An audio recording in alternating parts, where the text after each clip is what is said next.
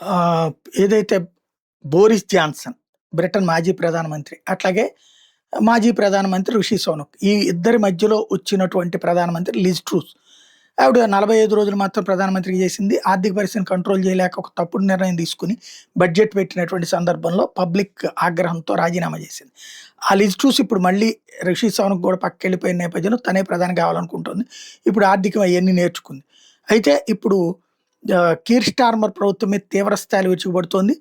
ఆహ్, ప ఈవిడ బ్రిటిష్ పోలీసింగ్ అనేటటువంటిది ఔట్‌సోర్స్‌డ్ అయిపోయింది.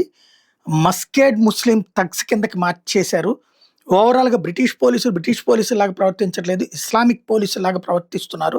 చివరికి పోలీసులు ఎవరైతే అత్యాచారాలు చేసినటువంటి వాళ్ళని ముస్లిం సామాజిక వర్గానికి సంబంధించిన వాళ్ళని కాపాడుతూ, వాళ్ళని ఎత్తి చూపెట్టినటువంటి బ్రిటిష్ వాళ్ళని అరెస్ట్ చేసి, వాళ్ళ మీదనే అత్యాచారం చేసిన తరహాలో కేసులు పెడుతున్నటువంటి దౌర్భాగ్యం దాపురించింది.